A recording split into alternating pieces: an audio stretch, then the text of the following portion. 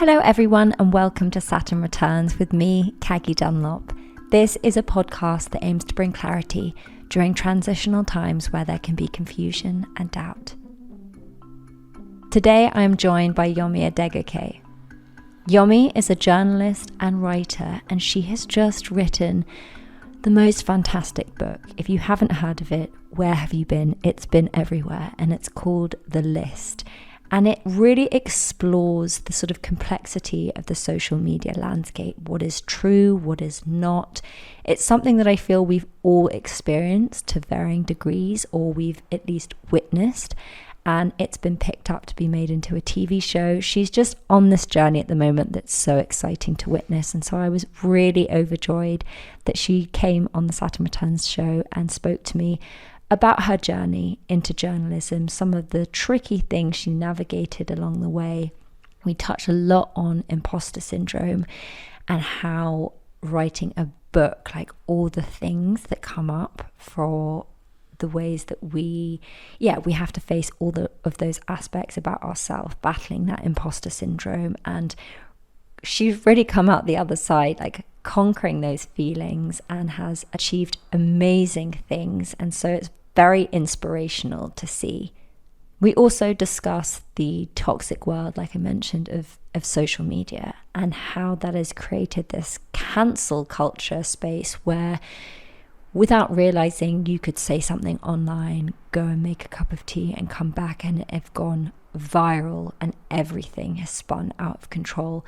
And whether or not that has ever happened to you, you have read it, you have seen it online, and that creates this quite fear-based system where we're all very quick to jump on that judgment train and to, as my dear friend Africa calls it, to digitally stone people. It's actually really disgusting when you see some of the things that happen.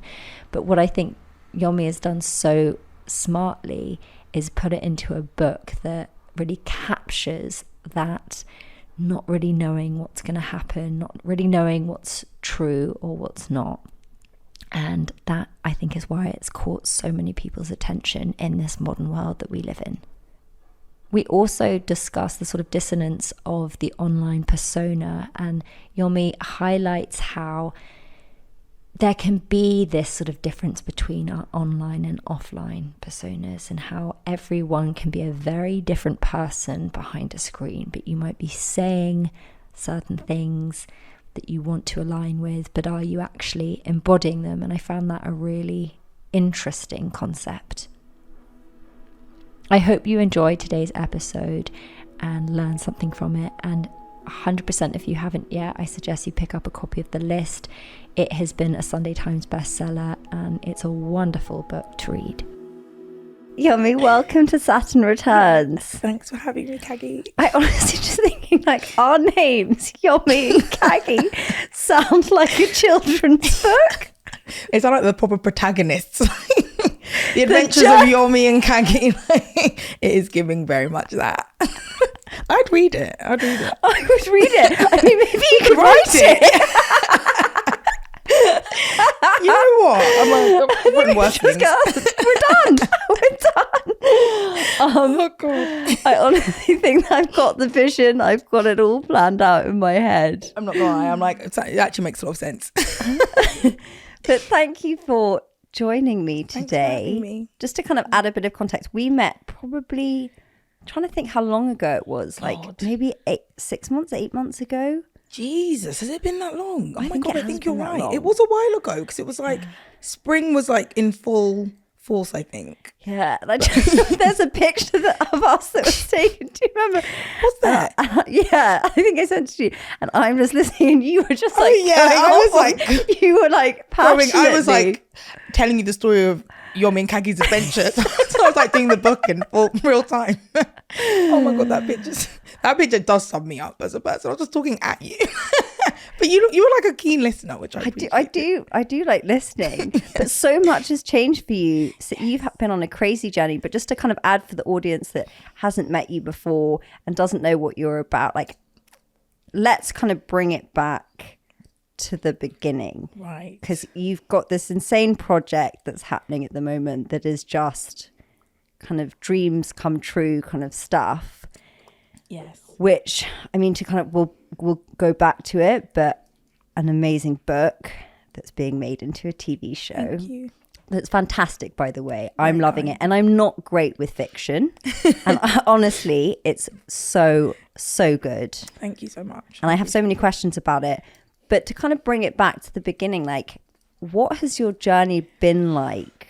Kind of childhood, because then you went to way back. Way back, kind of like, I want to discuss like family dynamics and like, so where were you brought up? Right. So I was born actually in Canning Town in East London, and moved to Croydon when I was, God, I think I was like 2. I say it like I remember, like I reckon I was about 2. My parents said I was about 2, and I've lived there ever since. And yeah, still live in Thornton Heath, which is basically Croydon. And gosh, what can I say about my childhood? Always liked writing, but funnily enough, I've never ever really identified as a writer first and foremost, because I used to paint a lot, and I haven't had time to paint in a long time. But painting was always like my first love. It sounds really corny to be like, I love storytelling, and that's like through whatever medium. So sometimes I love that. I always say that. Did you say that too? When I didn't know how to describe what I do, I'm like, I'm a storyteller through whatever medium. Whatever that takes. That is me. And I think I used to like really love art for that reason, and really loved painting. And still love art, though it's more now like trying to like buy art and decorate my flat with art, but less actually, you know, practically doing it. But like, always was into writing. Like my dad was like a very keen storyteller. I think that's where I get my talking at people from. My dad used to like walk us to school and like tell us stories on the way. And I remember me and my little sister would be like walking with him, kind of like eye rolling between each other. Oh God, here we go again. But I think I thank him for it, because I think it's probably where I got my love of like language and literature. But I think what I always am hesitant to say is, I think the want is for someone to be like, God, I'd always wanted to be a writer, and it was like my biggest dream, and it really wasn't. Not that's initially. Okay, but I don't think that's necessarily true. I think that's why it's so interesting to actually hear how someone got to where they got. So it's bizarre. But you said that writing was still something that you loved. Loved it. In what capacity? Like journaling or writing stories? No way. Actually, no. My friend, so me and my best friend, fast forwarding a little bit here, but we actually co-released like a journal together, and she'd spoken, she's actually like CEO now of like a incredible journaling app, Storia, and she told me how much journaling was like so crucial and like kind of core to her understanding herself. And I was like, God, this is probably why I don't know who the hell I am, because I don't journal. I've never liked to like sit down and like write a diary. I did it once and it felt very performative for me. I felt like I was like someone's watching you. Right. Yeah. Like, it's so funny how people do that. Yeah. They like start writing as if they're like, I was writing for posterity. I was definitely writing for posterity. Like, okay, so when this is found, it didn't feel natural. It wasn't natural at all. But I did write a lot, and I felt like I would express myself through writing, but it was like, I loved English literature. I loved English lessons, because I thought they were just really fun. I had this I feel like it was really niche game. Everyone else had like PS4s and stuff, but I had PS2s at that time. And me and my sister used to play this game that my dad bought called Storybook Weaver, which I don't feel like anyone else I feel like it was made, like it was just manufactured just for me and my sister. Maybe my dad made it. I don't know. But basically we had this game called Storybook Weaver, and in Storybook Weaver, the game was writing a book. You just had this like blank space, and you'd write stories, and it had pages, and it had like little characters that, you know, you didn't draw them yourself. It had like a witch, and it had like a wolf, and it had kids, and me and my sister used to play that for hours. It was just writing books. And my sister wrote a book called The Magic Cup, because there was like a princess icon and a goblet icon, so she like wrote this whole book called The Magic Cup off of that. And I wrote a book called Baby World, which was just Rugrats. It was just Rugrats. I just got all these little baby icons and like just wrote Rugrats, like all these kids go on these adventures. I think they even had a key that they like opened out to like, you know, out Yomi and Kagi's adventures. Yeah, Yomi and Kagi. One of them was called Yomi, one of them was called Kagi. I'm not even joking. I might as well have been. Oh my God. But yeah, like I just wrote that book. I was like, I'm not joking. It was like Baby World, then The List. Like my present day. I've never written a book in between. Just to add, The List is being made into a BBC show with HBO Max. Right, and A24. So you went from that. I went from that. Then I had like a 27-year hiatus or something, and then I wrote on The List. That's not entirely true. No. I wrote fiction in between once. I wrote a short story, which was for an anthology called Comfort Zones, published by Jigsaw, and that was all about women. You know, they were writing about their comfort zones, and I couldn't really think of anything to write outside of my comfort zone in terms of like, you know, an actual story or like article outside of my comfort zone or essay. So I took it quite literally and wrote fiction because it was outside of my comfort zone. But honestly, aside from like Baby World and that short story, most of my writing was always non-fiction. Mm-hmm. And I think that's where, you know, at school, I'd really flourish, I think, in essays. My parents always say that like, they really wanted me to be a lawyer because they were like, oh my God, you love to argue. And I was like, well, it's called debating actually. Like I do like a Barney, but not like an angry one. I like to like defend a side for something. So I loved essays because it gave me space to like kind of, you know, explain things. And I think that's how I expressed myself. And if I had an idea, I'd really love to be like, this is why I think this thing. And you might think this other thing, but here's why you shouldn't. And I enjoyed it. So I can understand why that went towards law. Absolutely, which I was rubbish at. Which you hated. Terrible at law. I do not say that to be coy because I'm actually quite like confident in my abilities and other things, but law I was dreadful. Like, because you went and studied that at uni. I did study at uni. I studied it at uni because my parents had always said, oh, we reckon you'd be a good lawyer. But there was no pressure because I think there's often that narrative of like, especially within like Nigerian households, like the idea that you can only either be a doctor, a engineer or a lawyer. There's quite, you know, stringent rules for what's deemed as successful. But my parents weren't like that at all. My parents loved that I painted. And God bless my dad, really wanted me to be an architect because he felt like, oh, it's just drawing houses. He literally was like, drawing kind houses. Of putting it in one of the lanes of like doctor, lawyer. It's like, not just a painter. Yeah, he said, go be an architect because you just draw a house. I was like, I think there's some maths involved. But, not quite the same thing. But they did definitely nurture my like artistic talents and would have let me do what I wanted. But they kind of put the seed of lawyer in a less kind of like, it was more kind of like, we've seen your strengths and you are good at arguing. And then I got to uni and was like terrible at it. Yeah. Like it was just so much Latin. I was like, where did all this come from? There was a lot of Latin and there was a lot of kind of like practical stuff that I hadn't expected. I always say I thought it was going to be like Ally McBeal. I thought it was going to be like mini skirts and like just like a gaggle of friends, and it wasn't that. But yeah, I think writing in the non-fiction sense didn't surprise me because it was something I enjoyed doing definitely at school. I did like, basically I like was completely terrible at maths, terrible at like science, but like humanities, so like history, sociology, anything that required writing, geography, I was able to like blag my way through because I did like writing. I just didn't think, oh, that's going to be my career really. So it sounds like creativity was very much in the household, was encouraged. For me, yeah. But then you were also trying to pursue things that were a bit more, I guess I'm going to use it like the more stable career choices. That's the right word. Right? Which I think a lot of us feel. I mean, as you know, the journey of being a creative is kind of unstable. Absolutely. And our parents are always going to try and give us the best opportunity to do the most sensible thing so that we're safe and everything. So what was that? Was that a tricky thing to kind of navigate, going from 100%. Studying law? Because I think a lot of people probably do study law and then they're like... Yeah, a lot of creatives as well. I feel like because law does require certain kind of... a particular skill set that I think actually is then...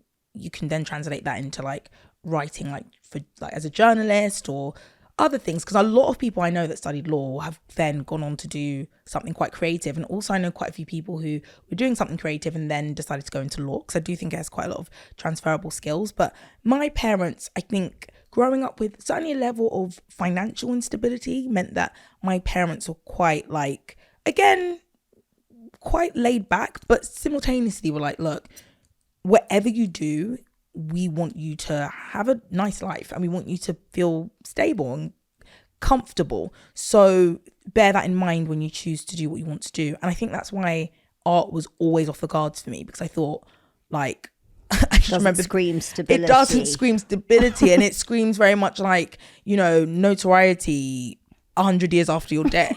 You can't spend the money. So I was like, I don't know about that. I don't think I'm gonna go down that route. So I was very much like, I remember like at Warwick, which is a very kind of corporate uni, I'd say, in terms of there's a real focus on you know, everybody wants to work at like Deloitte, PwC, and I knew that wasn't my journey, but simultaneously I felt that that was the thing I should do because that was what everyone else was doing.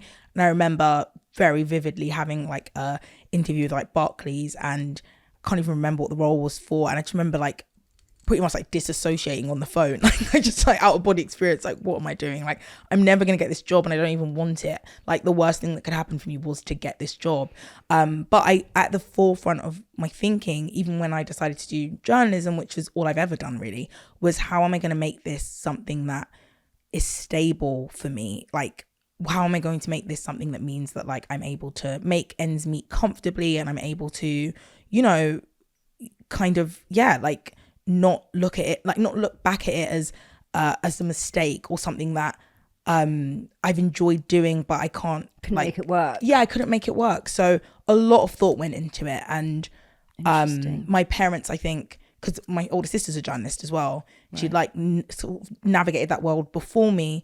So I think I was able to see like, God, it's not easy, but it is possible to like make a living. Increasingly hard, but it was possible. So, but I would absolutely say that like it was at the forefront of my mind constantly. If I hadn't been thinking about stability and like, you know, finances, I'd have most likely like gone to Central St. Martin's and like done fine art or something, or like done like fashion, but it just didn't seem possible. So I didn't, but I have no regrets. I'm very glad I did law.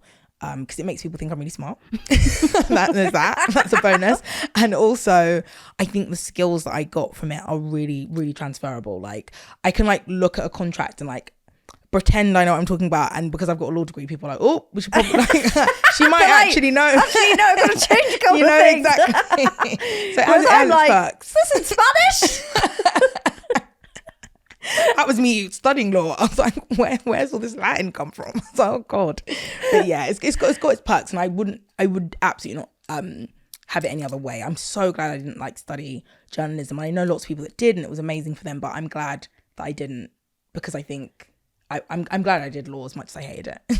And then what was it like stepping into the world of journalism? Oh God, it was because when was this? So went to uni. So I graduated in 2014. So to back it up a little bit, I was still like, oh my God, what am I going to do with my life?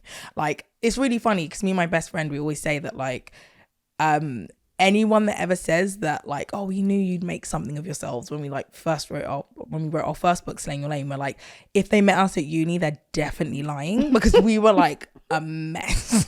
We were a mess. Like I literally failed my first year, like failed my second year, took a year out in my third because I was like going through it. Oh, I can't fail the third. I was like, they can't fail me if I'm not here. I like it. Right. Left, came back.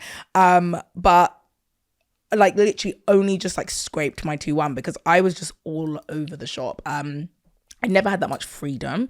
It's weird. Again, my parents like used to let me go out and stuff.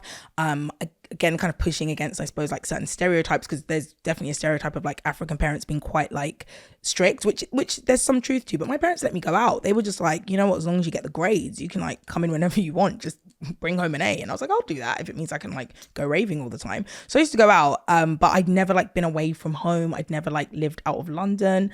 I'd never like, it was just so different for me. So I think I just got like very like drunk, literally, figuratively. Like I was just like, this is insane. And like met all these amazing people and didn't really focus, to be honest. Wasn't like, you know, law also was something I'd never studied before. The gap between, you know, A level and uni was huge. So I was very lost, very lost. And then I started blogging. So writing kind of found me, where I was on my year out and I was like, God, I don't really know what to do with my life. And then I don't actually remember how I started blogging, but I started a blog, and it was like a pop culture blog, very similar actually to like, I write a column for The Guardian about reality TV, and it was literally just me like, I'd say like moaning about things. I'd like writing all these like pop culture stuff, like, oh yeah, you know, like this is my opinion on this show and this is my opinion on this album. And someone who I actually thank in my acknowledgements, who I probably haven't spoken to in like 10 years, except to thank him on LinkedIn for saying this to me. He was like this guy that went to my uni who I didn't really know that well. And he just said to me one day, like, I read your blog and, you know, you could do this properly, like this, you could be a journalist. So off the back of that blog, I started like a zine public, like magazine thing, that was like funded by like this organization called O2 Think Big, another one called Inspired. Did that for a little bit, then I left, then I did internships, then I was in journalism, and I was like, oh my God, it's not just me now, these are real people, and they're all completely different to me. And like, I'm not only like really young and black and from like a normal background, I was just like, I've also not got a journalism degree, and I'm a blogger. my CV is like, I started a blog and I'm like in a newsroom. So I was like, this is insane. So it was very intimidating, and overwhelming initially, because I just felt like, oh my God, I've never, you know, it was like my first job was like at ITN, and I was like, this is a lot for somebody who was self-editing up till however many days before. So it was been terrifying. Very, very, very terrifying. And what were some of the experiences like there? Oh gosh, it was, you know what, I would say really actually positive. I met, like, we had this platform called V-Point News. The less said about it, the better. Like it just disappeared. It was like supposed to rival BuzzFeed. You can see how well that went. It's completely gone now. But I met these amazing, like, all really talented journalists, and I was the youngest, and they were all really nurturing and like kind to me. But also I had all these ideas that were like super niche, very, very much like specific to my background, and like spoke to my editor and was like, I have this idea and you might not get it because this is like quite specific to me, but I think there is value in that specificity because no one else is writing about this thing. So therefore, I think there's value in us writing about this. So like, for instance, there was this defunct like grime channel called Channel U, which like is the most niche, like really specific channel that like a lot of people would have grown up with, especially like in a city like Londoners, that listen to like grime music and like UK rap, and like I'd never seen anything on it, and I was like, we should like find all the musicians from that channel that disappeared and interview them and ask them like what they're up to now. And it was very niche, but he was like, my editor then was like, you know what, like that's actually a really great idea, and that piece went really viral. And then he just like supported like all of my ideas that were like quite, again, a bit more risky, a bit less kind of like done before. So I think it really helped me with like my imposter syndrome, because I had an editor and just a team that really thought I was onto something, because I was kind of there like with real adults that like had journalism jobs before, and I was just this like blogger. But and you do need that kind of validation, right? You know, to be like, okay, I'm on the right track. Yes. And I was thinking actually earlier in terms of how you'd like the advice you'd give your younger self. Gosh. And I was thinking how I wish that I'd been able to authorize myself a bit more. Yes. But at the same time, because I always wanted, you know, people to tell me exactly what to do. Me too. But at the same time, we need a team, you know? And so it sounds like you actually, you know, luckily had a support system around you that was encouraging you to do the things that gave you more confidence to kind of take the next step. Absolutely. Yeah, I did. I definitely was surrounded by, I mean, it's not like things were perfect, but I think I'd heard all these really scary journalism stories. And I kind of, my first experience was very much a nurturing one. And as you said, like, there is value in authorizing yourself and kind of like self-affirming. But I don't know, when you're like You can't. 22 or however old I was, and like didn't know a thing about, like, they were like, oh, we've got Ofcom regulations. I was like, what is that? Like, genuinely, I was like, what? I've just been blogging, probably like committing libel, even though I should know what libel is from my law degree. But like, I was just a mess, and like they were able to kind of like, you know, just remind me that I my route had been different to getting there, but like I should have been there, which was amazing. That you brought value, and it was just a kind of case of like shaping you. Yeah, right? exactly, and teaching me things, and I was learning on the job, and it was actually a very positive first experience, I'd say. Got lucky. And then kind of overcoming the imposter syndrome thing, because obviously writing books is like the destination point for imposter syndrome. So what was literally begging to have imposter syndrome? God. How old were you when you wrote your first book, aside from the baby? God. Aside from Baby World, when I was like 6. I think me and Elizabeth were like, oh God, we must have been, I think we were about 20. I was 23, I believe, and she was 22 when we had the idea. And what happened is that she was working in the city in a bank, and I was working at I might have actually been at Channel 4 News at this point, because when the company at ITN Viewpoint went bust, it's all in Gray's Inn Road. I had a brilliant one of the brilliant bosses, editors at Channel 4 News, John Lawrence, had been like, oh, do you want to like come upstairs and work at Channel 4? And I was like, sure. So I was working at Channel 4, and I'd been like plodding along, and I, you know, it was an amazing place to work, but again, like huge imposter syndrome, and it was a lot more intense than Viewpoint, which had been like opinion like pieces. This was like real hard news, and I was like, oh my goodness, if I thought I didn't know anything before, now I really don't know anything. So Elizabeth was working in the city, and we were having like similar issues but different. Like corporate world's very different to creative world, but also quite similar in terms of like the hurdles we were specifically facing. So she was like, oh my God, I have this idea for a book. It's basically like Lean In, but like aimed at Black women in the UK. And she was like, you want to write a book one day? Surely you're a writer, like you write it. And I was like, that's the best idea I've ever heard. And I don't think she realizes how good this is. Otherwise she wouldn't just give this to me. So I was like, should we write this together? So it was actually her. It was her idea. She literally went, do you want to write this? And I was like, I do, but I also think we should write this together because it's so good, and like I don't want to be sat here kind of like with what actually happened with Samuel Lane. It was like a huge success, and she's just looking at me like, hang on, that was my idea. So thankfully we wrote it together. That's so lovely. Yeah, no, she's the best, because I'm like, the fact she even just gave me that idea, and then I was like, no, let's do it together. It's so like kind of representative of like our friendship, because we just wanted and want the best for each other. So we wrote that book, and it was like, you know, guide to life, interviewed all these amazing Black women about their careers and stuff. And then I think that conversation initially happened when Elizabeth was 22 and I was 23. And I think when it came out, maybe at that point we were like 25 or something. And it was so funny because like we were going to write this like guide, like, yeah, this is how you slay in your lane, women. And we were like, we want this book because we don't know what we're doing. So how can we possibly write this? That's where all the interviews came from, because we were like, we're like sat down, right? And we're like, so how do we tell them? We were like, we don't know, hence the book. So we interviewed all these women, but it was also really funny because we were so young. I mean, I look back and I'm like, God, I thought I was so old at 25, amazing. But we were really young. So like, I look back at the pictures and we were like, literally like, proper like, you know, and it's like in the 80s, like shoulder pads, and you're like really trying to like be a boss woman. Like we were really like trying to like almost age ourselves up to be taken seriously, because we were just like kids and we were like trying to tell people about their lives.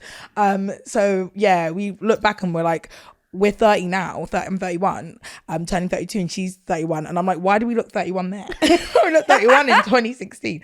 But yeah, we were really young, and I think having each other really helped us with the imposter syndrome, because if anyone ever recorded our conversations, like they would think we are insane. Like we literally are like, yeah, man, we're gonna do it. We're amazing. Like we just really affirm each other, and like we just constantly would tell each other like, we just affirm each other and just tell each other like, yeah, we're the best people for this, and you know, this book's bigger than us. Like, we literally sounded like it was constant TED talks, like just constant back-to-back TED talks. We sounded like lunatics, but it was so useful because we were just constantly like reminding the other one. And there was two of us, so the other one, it was like if one of us felt a little bit like, oh god, the other one was always there to like be like, no, you got this, girl. Pick like, up the energy. Yeah, it always. So that's, I think, how we God, it's like a blur. Like, that period of life is such, I can't believe we wrote that book, because I'm What just was like, one of your biggest findings from writing that book? oh god, so many. You know what, I think one of our biggest findings was, I'd say, that a lot of the things that the women in the book were experiencing, like, so our oldest interviewee, Margaret Busby, was definitely in her 80s, and our youngest, Florence Adepoju, was definitely in her 20s, early to mid 20s. And the stuff that like Florence was talking about in terms of barriers in the workplace and stuff like that were like the same things that like Margaret was talking about, and they're like multiple generations different. So we were like, wow, that's like really quite shocking that like so many of the women are still experiencing the same problems and hurdles. But then I think in a positive way, the thing that like we picked up on was that also the same, like the interview said a lot of the same stuff, and that was like when it came to like, yes, negative things, but also just in terms of coping and like positive things, like, okay, how much sisterhood had helped them, how much allies had helped them, how much like like just even leaning into the difference of being like, you know, the one black woman in like a workplace, like really leaning into that difference and being like, well, I'm going to stand out anyway. So when it comes to like, I don't know, putting forward an idea in like a meeting or something, like relying on that difference of perspective as a part, as like value. Because I think when I think back to what I was saying with like when I was at ITN and I had that very different perspective, I was very lucky that I was in a organization that saw value in that. And I think throughout my whole career, really, I've very much like understood that, you know, journalism is quite a homogenous industry, and I know that like I kind of am like a rarity, certainly to an extent, and I think I've lent on that, and I very much tried to like talk about things and write about things from a perspective that I know is different, and write about things that are different, and yeah, you know, look at that as a valuable thing. And I think a lot of my editors and people I've worked with have seen it in the same way. So yeah, I also learned that me and Elizabeth are like, I think the fact that like I don't know, the way we work together and stuff, we are like so similar and so different, but I think like it really taught us a lot about our friendship and like mutual respect, because even if we didn't see eye to eye on things, we saw things differently. We always respect each other's opinions just as people so much that like even when we didn't see eye to eye on stuff, we like, yeah, of course we had a billion fights, but like, you know, we made it through the process like and came out like, I would say closer than ever. But when you're like as codependent and close as me and Elizabeth are, I'm like, I don't know if it's possible for us to be closer without us literally being Siamese twins. So yeah. In terms of sisterhood and allies, yes. I think that's such an important and beautiful thing. But women also can have the capacity to not be so supportive of each other. And there's quite a... I mean, I've been thinking about this in the sense that women haven't been able to even be in the workplace for all that long. So there's quite a scarcity mindset 100%. In terms of, oh, well, if you're here, then I can't be here. Or if you get that job, then I can't get that 100%. Job. Has that been very present in your experience? You know what? I feel like in some ways, I'm like, you know what? Like, I find it so interesting because it's like, on the one hand, I'm like, you know what? Yeah, not all women are allies and not all women support other women, but I'm kind of like, you know what, it's like the duality of women. Like, you know, it's like almost like in the same way men could be terrible, women can be terrible too. And I'm like, and surely isn't that what equality is all about? Everyone's right to be awful.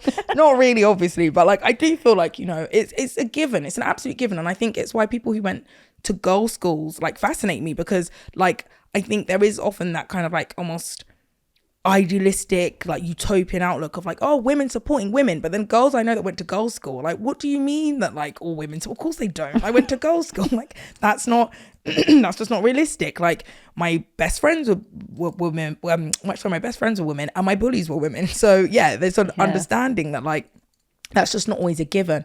But I think I have been like incredibly lucky. I mean, first of all, my older sister's a journalist as well. So it was like, you know, when you talk about the idea of like representation and having someone who like looks like you in a position, I literally had someone who looked exactly like me, like in a position of like, you know, showing me very in the most literal way that it was possible. But I mean, being able to like work with my best friend, like very much proved to me like that, you know, the sisterhood was like a real thing.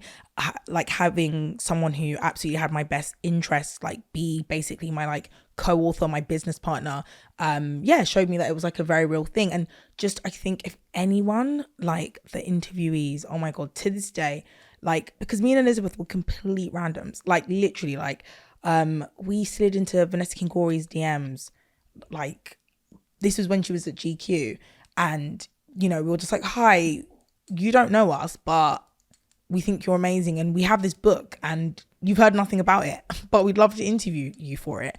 And she's like the busiest, even then she was the busiest person in the world, and she was like, why not? And like June Sarpong, who we saw at Afro Hair and Beauty Live, and we like knew she was going to be there. Don't know how, like, it makes it sound like, well, how legal is that, like on her social media, like, oh, she's gonna be there, let's go, like the most like ethical stalking.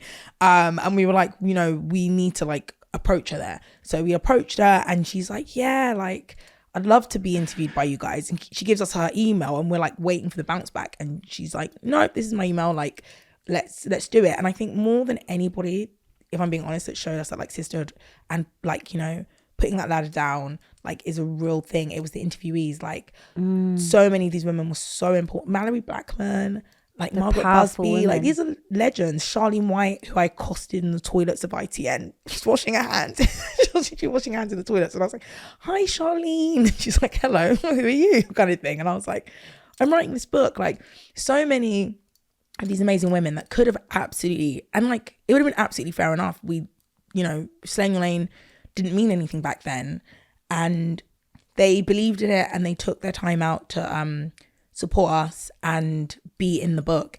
And they've all like, I mean, they're already incredible, and they've all just gone on to be like even more incredible, and they're people that we still like speak to, many of them. So that amazing. Showed me sisterhood's real and how important it is, because without their inclusion the book just wouldn't have been what it was. Yeah, and also shows your ability to have that kind of conviction in what you guys were creating, and the courage to go after it is incredible. Because I think for many people the hardest thing is starting. If you haven't, like, even if it's an amazing idea, people sort of get stuck at the first hurdle because they're like, oh, I don't want to, but you know, don't want to bother people, they're too busy. But also goes to show that actually this idea of networking really, and giving each other the chance and the opportunity and the time. And if you just reached out to people, like the worst that can happen is they say no. And I think I learned that because I was a journalist when, you know, so I was so used to like no's, not even just from like job applications, but from, you know, sources, people you want to speak to. So I really was just like, you know what, the worst thing they can say, there's like a really gross but like very accurate phrase where people say vomit and move on. Like the worst thing that can, if something bad happens, it's embarrassing, you just like vomit, move past it. I've never heard that before. It's a fact. I live my entire life by just vomit and move on. So literally I was like, just do the thing. Just like, no, my friend actually she called it eat the frog. Have you heard of that? Never. I don't know, and it's like a similar thing. Gross, but I'm someone, I'm always like, oh no, I don't want to, and like, you know, exactly. I'm like, oh, I don't like vomiting. But actually it's so true, because like you just kind of either know one way or the other, and just get shit done. 100%. Oh my god. And what's the other one? Shit or get off the pot. Another great phrase. These are all horrible. Why are they always horrible? They're always awful. Poo and like, vomit. Poo and vomit and frogs. But like every single one is true. So I think we were just like, you know what, let's just do it. And I think I have always, to be fair, had that like the worst, as long as the worst case scenario isn't death, I'm likely to do something. I'm likely to try it, because failure just doesn't, there are worse things. There are actually worse things than like failing, I feel. So I just am very much like, let's do it. And Elizabeth was saying that, like, you know, with Slaying Your Lane, like she was very much like great. She was saying that she was really happy we did it together, because she knows that like she had this brilliant idea, and she knew that like I'm a very like, I'm convicted, like I believe what I'm selling. Like I'm very much like that person. So I was like so passionate about it, and I really believed in it. And it meant that like when I was like selling it into people, I was like practically like, you know, shaking with excitement, like, yeah, this is what we're going to do. And I used to say to her, I could like see in my mind's eye, like that as a journalist, I could see how it would be written about and all this kind of stuff. And I believed in it so much that like, you had the vision. I had the vision. You can probably say I'm such a manifestation hun. I'm like such a manifestation hun, but it really was like, do you know what your human design is? No, but why does that sound familiar? Because you like, we'll find out what your human design is. You're probably a manifestor. What is it? It sounds like something I'm like in the midst of my like chakra stuff. I've like stumbled across. It's right in there. It's right in there. I mean, we won't go into it too much, but I'll talk to you about it afterwards. But so to go from all of that to then, I mean, we've got to talk about the list, because that is, it is, everything is amazing, but then this is like a huge leap. Like you said, fiction's a whole beast in itself.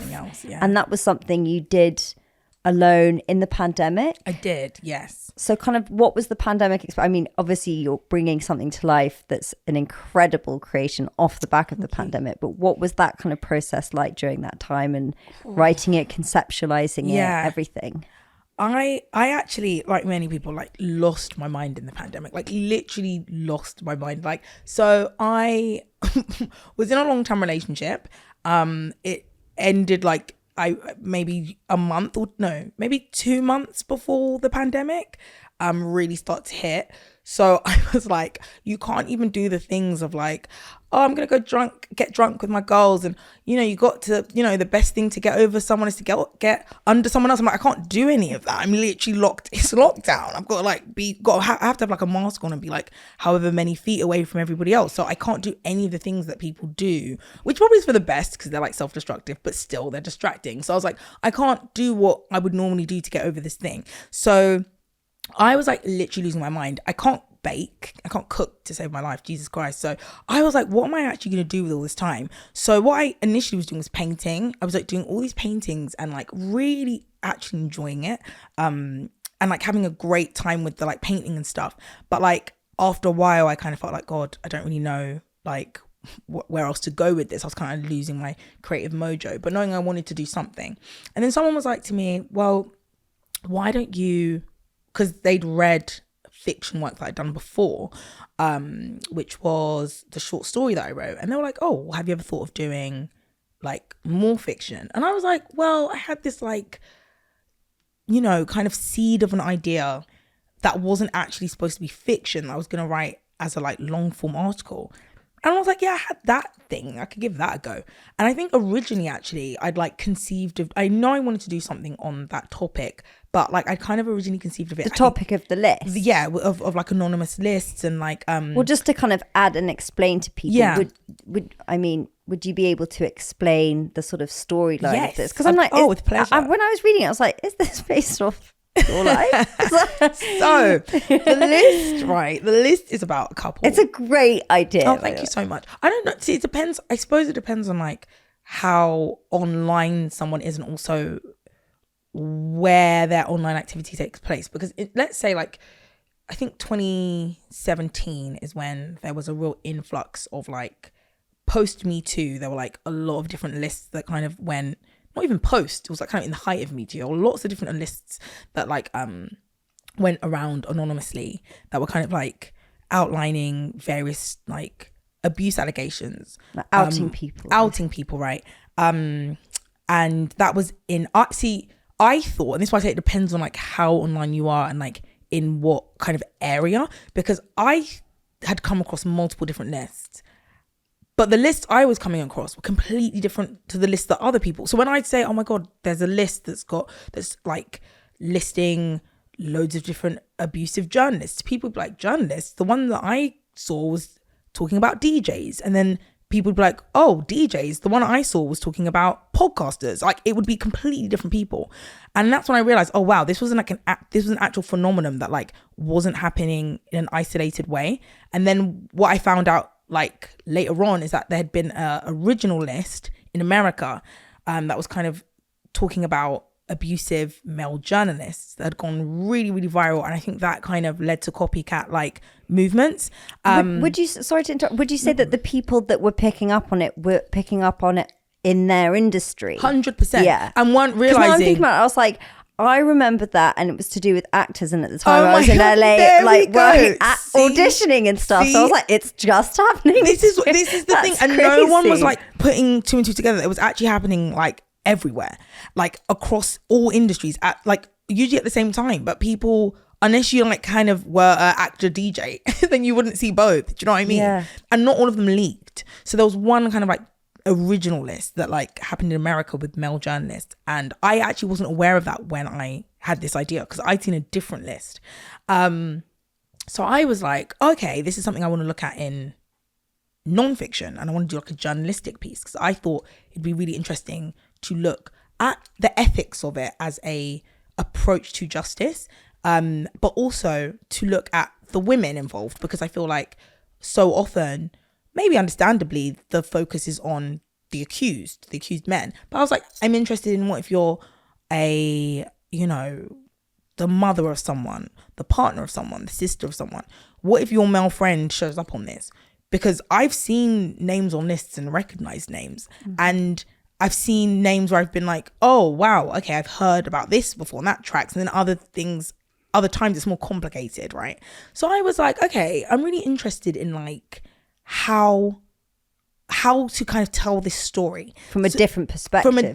Exactly. So I was like, not the mainstream narrative of like these bad men. Right. Or even saying these bad men, but this also bad medium of online. Do you know what I mean? So these bad men often, but also like, what if it's not always that, but then also is online the way to do it? And that's why I have it in the book that you don't know for the vast majority of the book whether Michael, the Ola's fiance, who are in this sort of Instagram famous couple, you don't know until like the very last page whether he's done it or not, because I wanted to be like, whether he's done it or not, is this approach, do you get what I mean, online the right way to do it? So I was gonna write it as a non-fiction article, then I was gonna write it as a play. I don't know why I wanted to write it as a play, and it was horrendous. I was like, God, who told me I could write a play? I don't know where I got that's where imposter syndrome was maybe deserved. I was like, I don't know who sent me to write a play.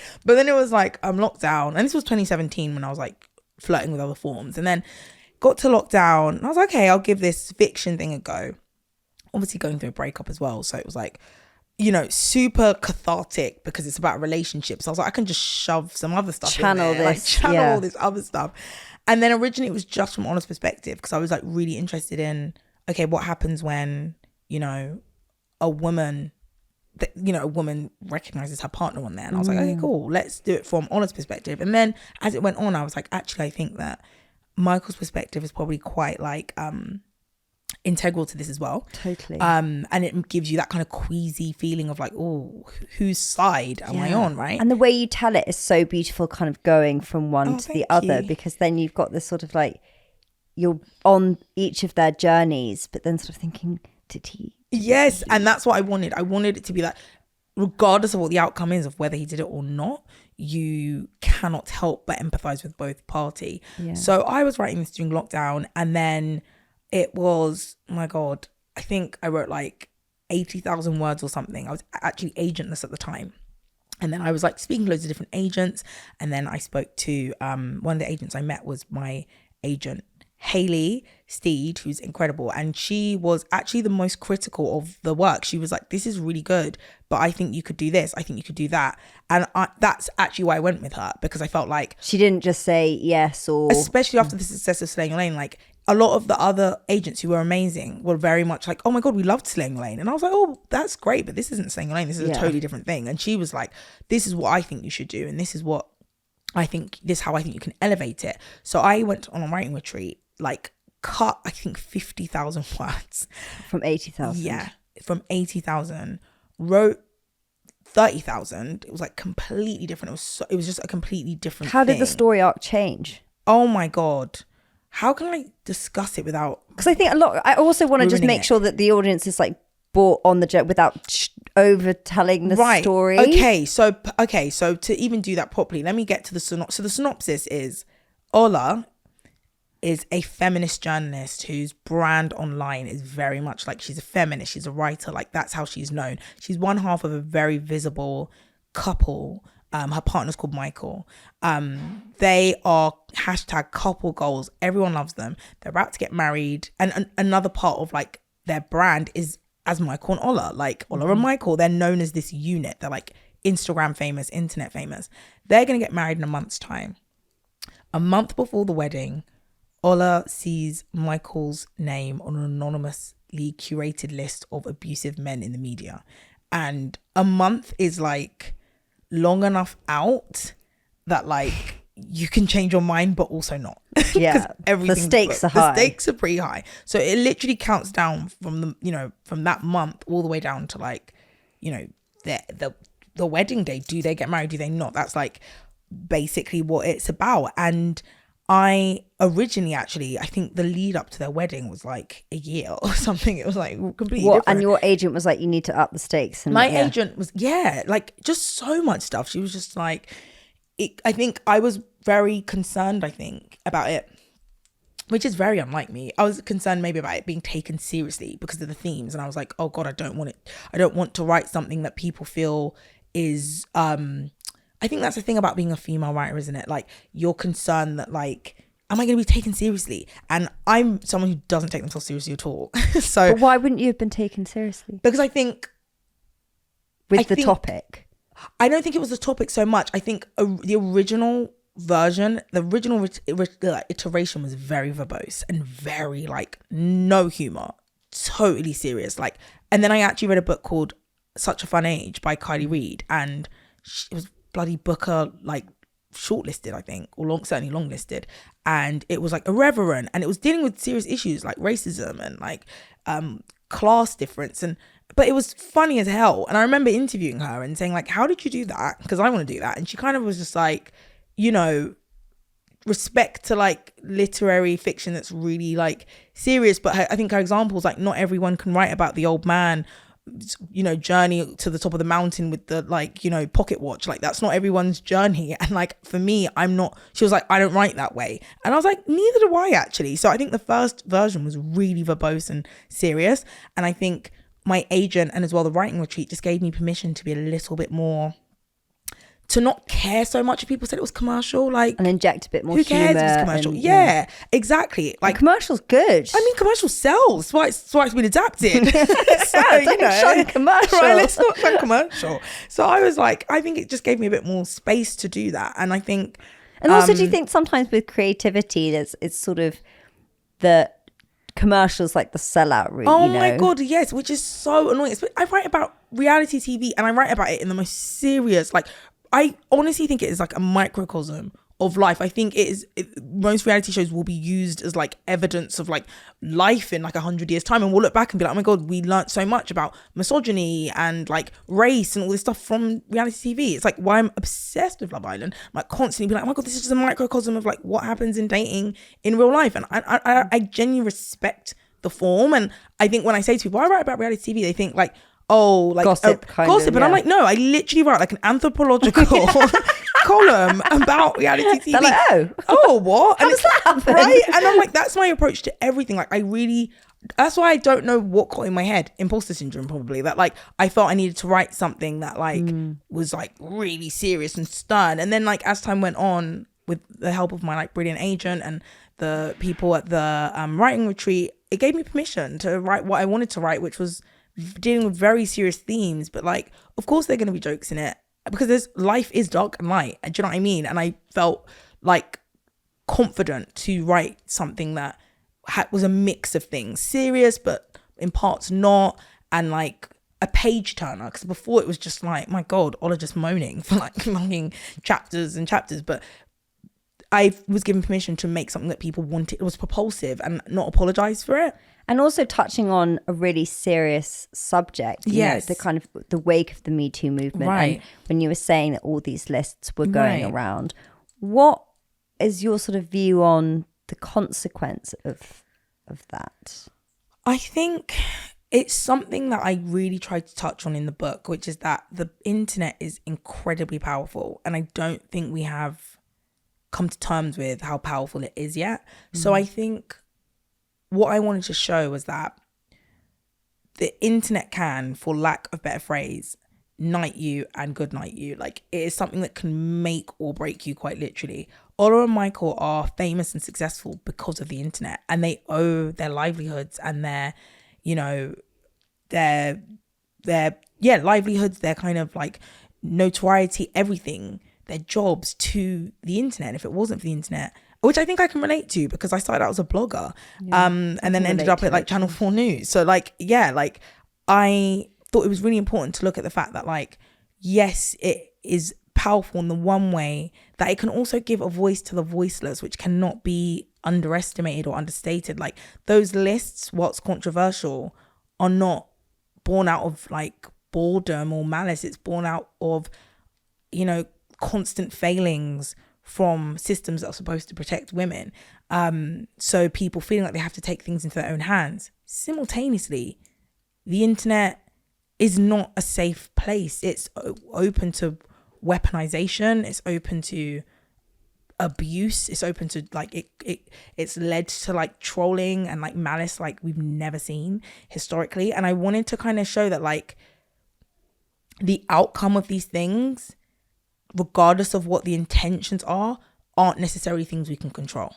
That's what I wanted to show, that like that the internet is so kind big. of catches fire. Exactly, absolutely. It's so huge, like the impact of the internet, that I think we are societally, but even just in terms of law, I'm here pretending I'm a lawyer again, but I feel like even the law hasn't caught up with like where it's unregulated. It's a wild west, and we will look back in not, I don't even think 20 years time, 10 years time, and be like, what the hell was that? Like everything goes online. And I just think that's something that, and I always say this, that the conversation around like cancel culture, which I constantly try to steer clear of in relation to this book, but like cancel culture and like, but you must be asked about that. Of course, a lot. Absolutely. And I feel like the conversations around that kind of thing are really commandeered by people with often nefarious interests and people, bad faith actors, who want to talk about cancel culture and want to talk about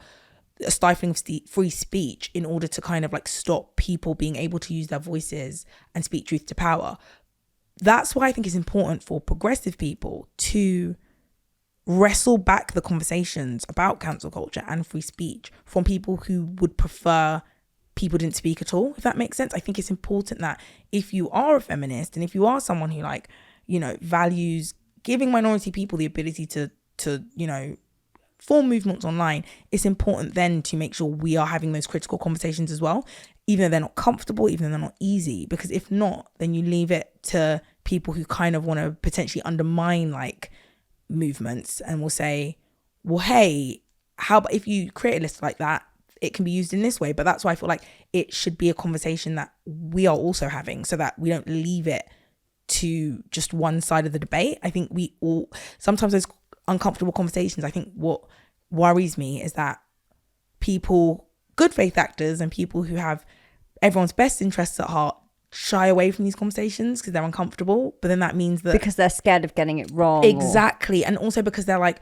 oh, I don't want to feed into the narrative that like this is a bad thing. But I'm like, hey, sometimes it doesn't necessarily mean it's a bad thing, but sometimes it's a flawed thing. And if we don't talk about those flaws, we're pretending that it's not flawed, and then things slip through the cracks that like then become out of our control. Do you get what I mean? So I feel like for me, it was important to be, I'd prefer it was me writing this book than somebody who's like trying to write a book about a list and you know, look at the ethics of it, but they've already kind of decided that like feminists just lie on men's names all the time. Do you know what I mean? I feel like I prefer it someone so like you had me a balanced that's like, absolutely. I'm always like, everything comes back to journalism, but I'm a journalist, so for me it's like, one of my friends said that like journalism deals with facts, but fiction often deals with truth, and like it can be easier to tell the truth in fiction. And I feel like that is why I wanted to do it this way. But also I am a journalist. So I feel like for me, both sides of the debate, both sides of the conversation have just been,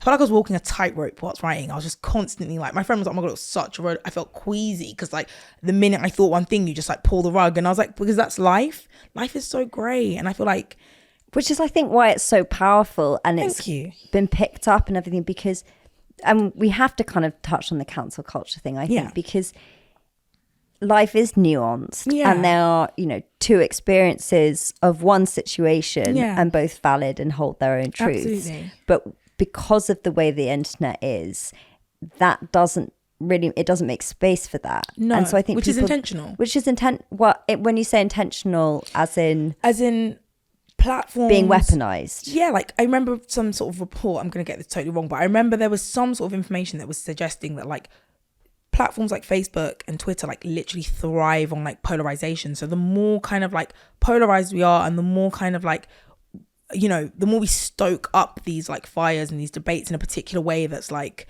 you know, really rigid and black and white, it actually like it gets people riled up. It you know, it lends itself to clicks and virality. And if everyone's having a nice conversation and, you know, it all like kind of in, you know, commune, and it's not very volatile. It's not really volatile, and no one's going to click on, like no one, it doesn't. It's not clickbaity. It's not clickbaity. It literally, they prioritize like. But when you say the sort of intention behind it, is that just because as human beings we're more drawn to the volatility, or because it's actually being actively weaponized to create polarization? I am an optimist, so I like to think the latter. I do like to think the latter. I like to think that like. You mean the former? Wait. Which one did you say again? The weaponizing part was the latter. Oh shit. Okay, whichever version. The good one is what I was like, if that's the optimist. I like to believe that like human beings are, I do think we have a level of like knee-jerk reaction and tribalism. Actually, to be honest, neither of them were very positive. They're both miserable. We do like to like form our camps and our tribes and do like and like have our knee-jerk reactions and stuff, but I just think like these platforms don't give humans credit for like the level of, we all contain multitudes, right? So like everyone is like constantly in some way like being hypocritical or like undermining something they're supposed to believe. And I think lots of things can be true at once, and lots of people can hold multiple ideas in their heads at once. And I think that we are, you know when people talk about like if you don't pay for something, you're the product. So that's kind of changed with Twitter now. But like if you know, I feel like our product, we are often in many ways the product in terms of like social media, and what we give is like attention. So I think it's stoked up. I think it's very intentionally like ramped up because they know that in order to keep our attention, especially with competing platforms, is to take things to the extremes, and it just completely kills nuanced debate. And I think that it feels very intentional to me, because I feel like I would feel like, oh wow, maybe human beings are just that way wired. But then you come offline and you have a conversation with someone about the exact same thing, the exact same person you're talking to online, and it's completely different because everyone just takes it down a notch and everyone's just a bit less. Everyone takes it down a notch, and it seems like people are less activated. Yes. In a way that online people seem to be just triggering the shit out of each other. Absolutely. And sort of passing their trauma back and forth. And it's just like, oh my God, I'm going to get out of here. What am I doing with this? But on the other side, I also feel that people now are having their public opinions that they're sharing online and digitally, but then their private ones are very different. Oh my God, yeah. Yeah. So you could have one conversation online with someone, and they're, not only will it be taken down, but they have a complete different view. It's actually very true, yeah. And I think that actually lends itself to that part of the conversation, because I feel like if there was room for nuance, then people would probably be slightly more authentic. But I think, again, not to, the fucking spectre of cancel culture, which I don't want to talk about too much, but is the center of everything. People do live in that fear of like, I suppose, backlash, or I constantly live in fear of misinterpretation. So my thing isn't, oh, I have a completely different opinion offline. It's more maybe I just won't even have an opinion online because I'm afraid it might be taken out of context or misconstrued. Because I think, especially on Twitter, there is that kind of like, oh, someone says something as innocuous as the sky's really blue today. And then it's kind of like, so what you're saying is you hate like the sea. And it's like, no. I'll give you an actual real life example. I was with an author the other day, and she said that she wrote an article or something and titled it, I don't have a dog in this fight. And someone wrote underneath, you are contributing to dog fight. Like, Adegoke, and I was like, that actually happened. That's people are actually saying like, how dare you? Has melted our brains.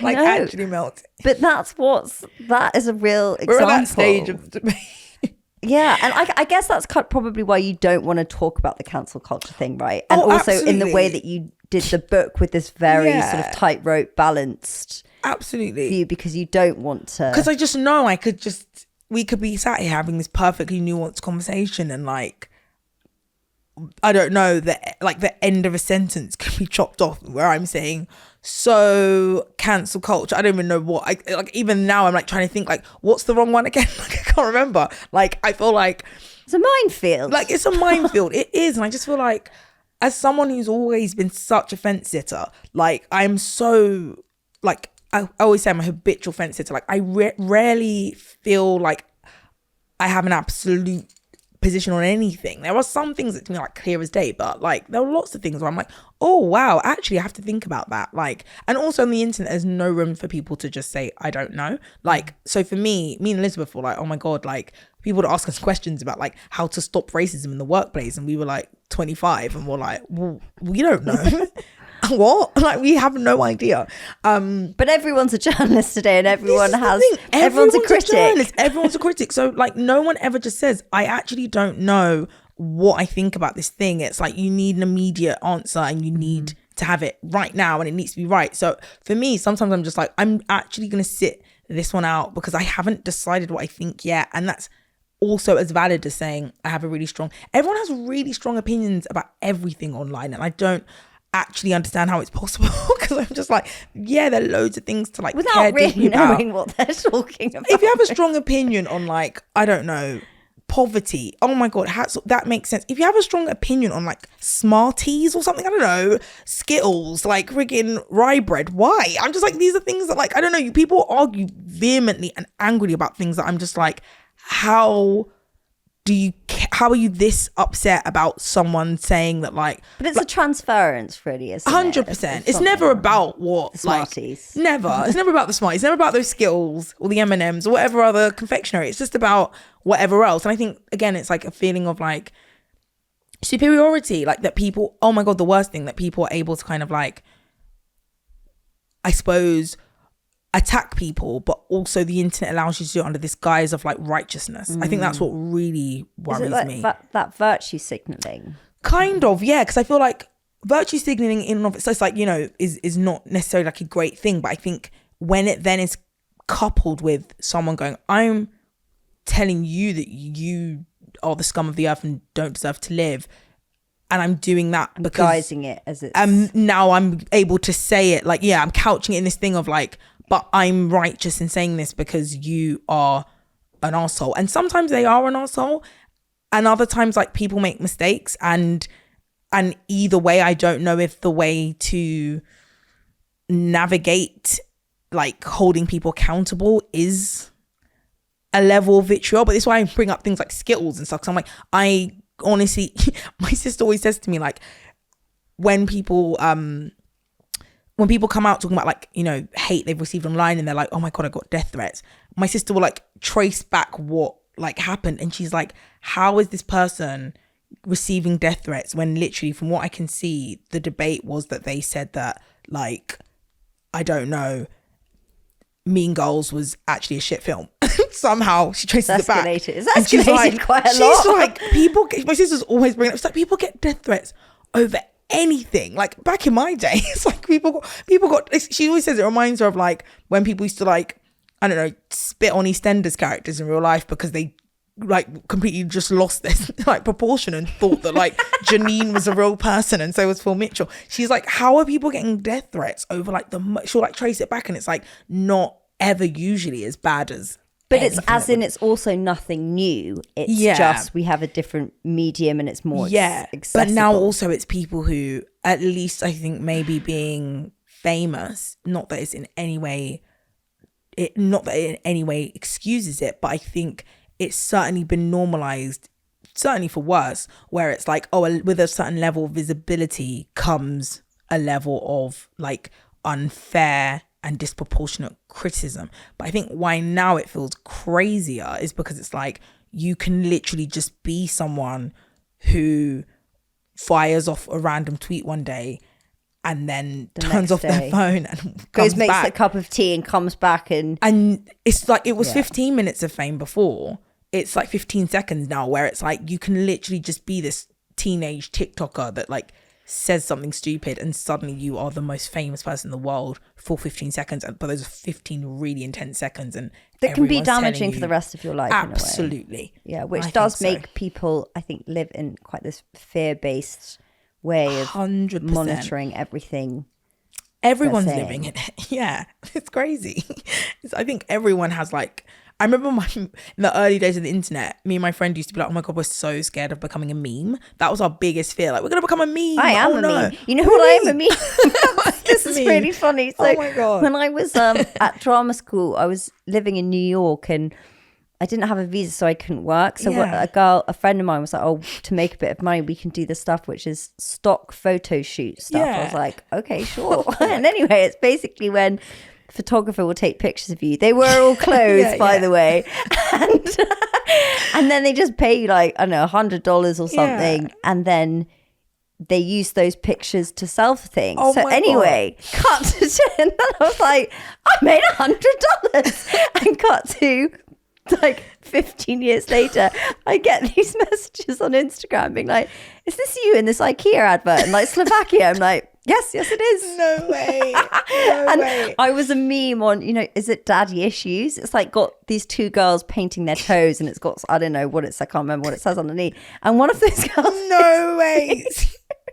So the moral of the story is do not ever be a stock photo shoot. Like stock photo images as well. It's like such a like staple of the meme genre. Like it's like it's so cool to like 19, meme life. I'm like, oh my God, that's crazy. It's actually, I actually kind of love it. I think you've got like quite a nice quirky like meme story as opposed to like, I don't know, you get those kind of when you actually really lose it and it's your real experience. Or you just you just took a terrible picture and it's like suddenly that would be horrible. That's awful. All the stuff of like things that go viral online of like, I don't know, people their pants falling down or something. Oh my God, stuff like that. It's just, oh my God. And also when things are like taken out of context. So I've seen loads of memes where people have like been crying and I'll be like, lol, I'm using this crying meme. And then I remember once someone did this like thread on Twitter kind of like doing the context of how these memes came to be. And like one of the stories for why someone was crying was really fucking harrowing. And I was like, oh my God, I actually wrote about this because I think like,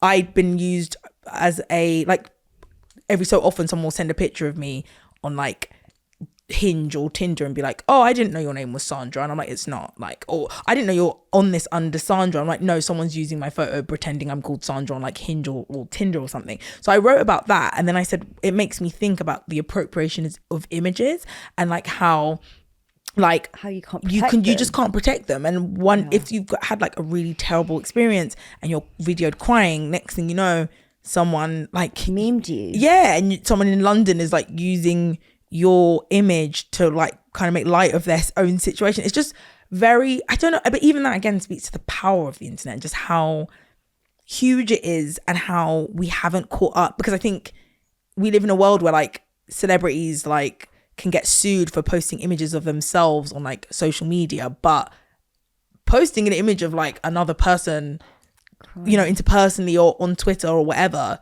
for some reason is fine. If it's like from a film still or whatever. Really good point. It's all bizarre. And in terms of with the book, then kind of getting the story to a point where you felt happy with it, and then like what has been the craziness experience of then it being picked up to be taken to TV, because that's just the whole and it's not even out. It will be out hopefully when this. It will be out, I believe. Hopefully, it comes out July 20th, and it's been. I'm not even joking. Like, it's been amazing, but without sounding like the world's like least grateful person, I'm like, oh my god, sending your book before it comes out. Everyone's like, this has got to be fucking amazing. And I'm reading it back like, I'm like, I like it. Like, I'm like, shit. Because like, you've got quite a big time in between. I have. I'm like, God, I've got to sell this thing. I've got to really like, but then also simultaneously like manage expectations. I think people literally think I've like written like the Bible. I'm like, I don't know how like this is like, it's extreme, because even to sell the rights, because even when it went out to auction, I had zero expectations. It was a lockdown, but I sold it on a partial. So I'd written 30,000 words. I'd only written 30,000 words in the manuscript, which when you're doing non-fiction, as you'll know, you don't have to complete the whole book. But when you're writing fiction, you have to write the whole thing. So thanks to my agent was just like, we're going to cut like 50k words, cut them, had 30,000 words. She was like, we're going to take this out on submission. I was like, but it's not finished. And also it's like given the themes and stuff, like people probably gonna want to know how this ends before buying it. And she was like, no, trust me. And I was like, oh mate, shout out to Hayley, man. Like she was like, and like out of all the agents I was talking to, she was like the youngest. Like she's younger than me. It was her birthday like yesterday, I think. She just turned 30. So she was just like, no, you gotta trust me. We're gonna take this out on submission. I was like, on 30,000 words, fine. She takes it out on submission. 11-way auction, like, which we had a 9-way auction for Slaying Your Lane, and I was like, there's no way this is gonna like beat that. But it was an 11-way auction. Ended up going with Fourth Estate, who I was like thrilled with because I'd worked with them for Slaying Your Lane. But then my agents like take it out to because the first offer actually I got was really, really low, and I was like, oh wow, I knew this book wasn't good. And my agent was like, no, trust me. And then obviously, it was a huge auction, and I was like, whoa, like I did not expect this level of response at all. Slaying Your Lane, I really knew we were onto something. This, I was on my own, so I was a lot more insecure about it. But having, again, that like person to like just, you know, affirm you was so, so crucial. And then we took it out to TV, and then there was like 17 different production companies bidding, and I was just like, I mean, that I literally was like losing my mind. I was like, I can't believe this is happening. I'm having all these meetings. The time difference means I was like literally in pajama bottoms, but like we're putting like a smart shirt, but like I had my pajamas on because it was like 10 o'clock at night, but because of the time difference. And I was just like, I cannot believe the conversations I'm having. And then obviously, what's an auction? So you're actually there. So they kind of like, oh God, it's crazy. Like you get your agents just calling you like, this person's offered this and this person's offered that. And then they're just kind of going back and forth. That was the book auction, but the TV one was like slightly different. Like, you know, we were on Zoom and they'd all kind of like pitched at the same time. So it was like less of an auction with the TV. It was more like, here are 17 people. Do you want to meet them and see what their interpretation of your book would be for screen? Yeah. So 3 of those 17 were A24, BBC, and HBO Max. HBO. Me being the chakrahun I am, I like got my notes because I was like, I can't pick between those 3. I remember getting my notes app and putting A24, HBO Max, and BBC, and just being like, it's above me now, I leave it to the universe kind of thing. And saying to my agent, I really want to work with these 3. And the US counterpart agent was like, I wish we could work with these 3 too, but like that's just not how it works. They've all pitched in separately. And I was like, I really want to work with these 3. Looking at my little notes app, like, come on, notes app. I don't know what spell I think this is. I don't know what incantation I think I've done, but hoping somehow me just like writing this here and like really trying to visualize it makes it happen. And then like however many days later, my agent, US agent, was like, guess what? They've all agreed to work together. And I was like, this cannot be happening. Like, I almost don't like talking about it because I'm always saying it sounds made up. It sounds like I'm just chatting shit. So when I couldn't talk about it for like a year, because this happened all like last February. So I was just like, anytime I like spoke about it when I wasn't allowed to, but like still spoke about it a bit, I just thought people can't believe people can't possibly think I'm telling the truth, because they'd be like, what are you doing? Oh yeah, well actually they've all bid on my book, and yeah, I'm working with A24. And I was like, I need this to be announced for me to know this is happening. So it's real. Yeah. And then it's been an absolute whirlwind because I hadn't finished the book. I still was on 30,000 words when all this happened. Crazy. So then I was like, oh my God, I spent the year writing it being like, to my agent, are you sure this isn't shit? Are you sure? Like my editor, like, what if I wrote the first 9 chapters and they were really good and then the rest is just really rubbish? That wasn't gonna happen. Well, you never know. It's like, have you seen that meme with the like it's not a person, this one. I'm like, this is an ethical meme because it's a drawing.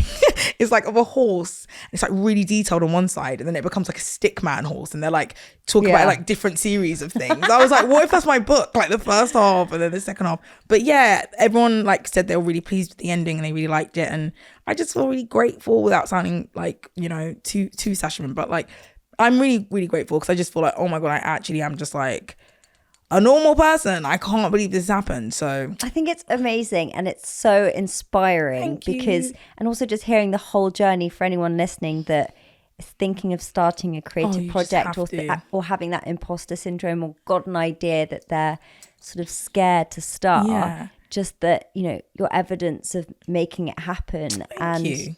I think it's really amazing. Oh, and I cannot wait to see the actual TV show. Oh, that's gonna be some time. I think that won't be like till 2025, 6, but it will come. It's gonna happen. It will happen. Oh, thank you. Yomi, thank you so much for joining me. And yeah, I can't wait to finish the book and congratulations on everything you've achieved. Thank you so much, Kagi.